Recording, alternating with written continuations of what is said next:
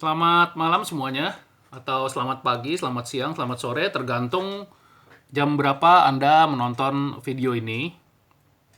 Nah, di sini saya ingin menjelaskan mengenai prediksi yang waktu itu sudah saya buat. Ketika itu saya membuatnya itu pada tanggal, kalau tidak salah, pada tanggal 25 Januari. Pada 25 Januari saya diizinkan untuk melihat Indonesia di beberapa saat ke depan, terutama berhubungan dengan virus corona. Jadi ketika tanggal 25 Januari itu saya diizinkan melihat itu, kemudian tanggal 1 Februari saya memutuskan untuk coba upload di Twitter melalui akun Tarot Santa Muerte, serta sebelumnya tanggal 31 Januari di Instagram Santa Muerte Oracle. Jadi saya waktu itu setelah diizinkan melihat, saya upload saat itu ya dengan harapan untuk supaya bisa terjadi pencegahan atau menyelamatkan sebanyak-banyaknya orang sebisa dan ya atas apa yang diizinkan.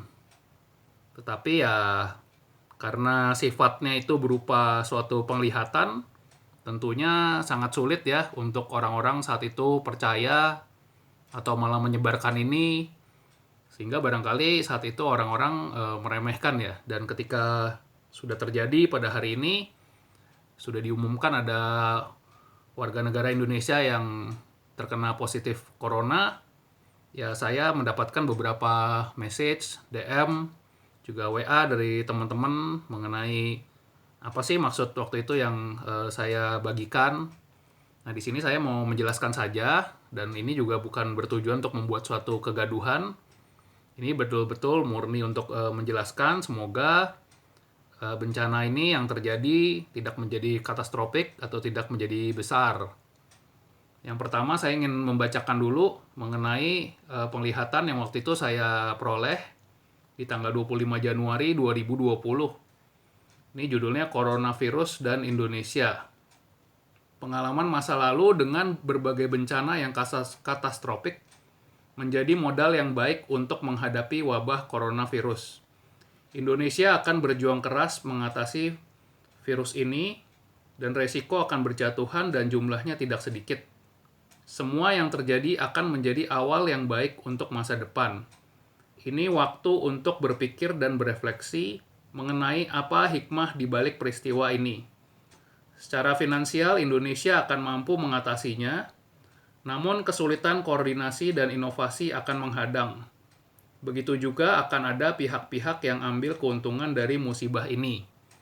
Jadi itu dari captionnya yang saya waktu itu upload di Instagram 31 Januari, Instagram Santa Muerte Oracle, dan di Twitter Tarot Santa Muerte pada bulan 1 Februari di tahun 2020. Jadi itu kira-kira 1 bulan sebelum akhirnya terkonfirmasi bahwa virus corona telah masuk ke Indonesia dan sudah ada yang terkena virus tersebut. Nah, ini sama, susunannya sama seperti yang waktu itu, saya hanya mencontoh saja. Susunannya sama, di sini ya sudah terlihat di masa lalu benar bahwa Indonesia memang pernah berpengalaman dengan bencana yang sifatnya katastrofik seperti tsunami atau gempa bumi dan sebagainya, yang menelan banyak sekali korban jiwa dan berhasil melaluinya sampai saat ini. Ini suatu pengalaman yang berharga ketika menghadapi ya bencana-bencana yang sejenis. Tetapi itu bukan berarti kita harus bersantai-santai atau bahkan overconfidence, ya, atau tadi ya terlalu santai, pengawasannya kurang. Sebaliknya kita harus berjuang sangat keras. Di sini adalah menandakan sebuah perjuangan keras pada kartu ini. Perjuangan keras untuk mengakhiri bencana atau penyebaran virus ini.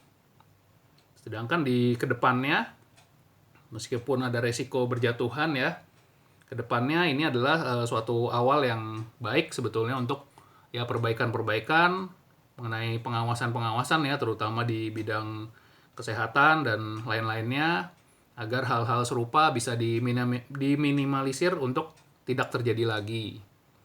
Nah, mengenai korban sendiri memang saya tidak boleh menyebutkan berapa sih jumlah korban jiwa atau orang yang tewas karena virus ini, itu tidak boleh saya sebutkan.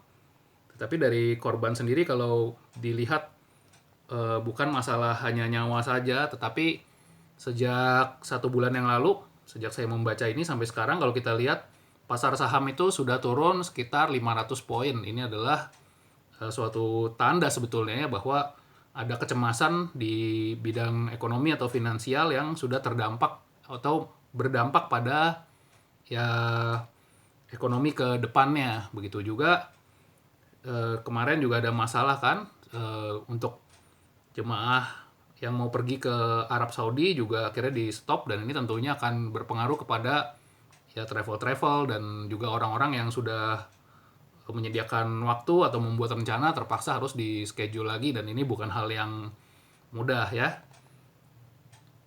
Jadi juga dikatakan di situ adalah sebenarnya secara modal atau keuangan walaupun tadi dibilang terdampak, Indonesia masih mempunyai modal yang cukup untuk mengatasi ini, tetapi memang akan ada hambatan di bidang inovasi maupun di koordinasi. Nanti akan ada sedikit atau banyak, saya tidak tahu, akan ada banyak kesulitan. Ini sebagai suatu masukan ya supaya nanti ketika memang ini membesar ya ada koordinasi yang baik antar kepala daerah, pejabat maupun masyarakat sendiri ya. Jangan sampai nanti timbul kepanikan atau malah terjadi hal-hal yang seperti pelanggaran hak asasi manusia ya. Jadi jangan sampai terjadi seperti itu. Nah, kelebihannya lagi tadi Indonesia sudah pernah mengalami bencana yang katastrofik saya sebutkan, sehingga ya untuk melewati semua ini pasti bisa, dan ya endingnya juga akan baik nantinya. Jadi saya di sini tidak menakut-nakuti, tapi justru saya memberikan juga motivasi ya bahwa nanti ini akan berakhir baik dan ya untuk kebaikan semuanya juga. Tapi perlu diwaspadai memang dalam situasi bencana pada umumnya ya akan terjadi pihak-pihak yang mungkin akan ambil keuntungan dengan adanya bencana ini. Entah itu keuntungan secara bisnis dan lain-lainnya ya. Ya demikian saja yang bisa saya sampaikan. Sekali lagi ini bukan untuk membuat kegaduhan, ini tujuannya agar semuanya bisa waspada, semua bisa baik dan terminimalisir dampaknya. Dan yang saya sangat sayangkan adalah ketika 1 bulan lalu saya sudah ya berusaha menyebarkan ini, tetapi ya mungkin karena saya juga bukan seorang YouTuber atau selebgram atau orang yang terkenal, sehingga ini tidak tersebar dengan baik.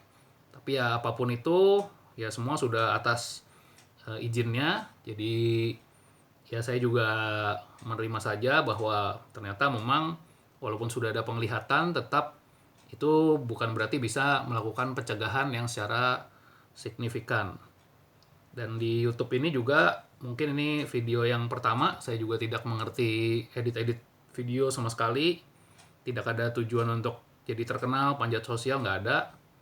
Ya ini hanya untuk klarifikasi saja untuk orang-orang yang sudah banyak menanyakan lewat DM maupun WA dan sebagainya. Ya semoga ini bisa memberikan jawaban yang baik. Oke, terima kasih.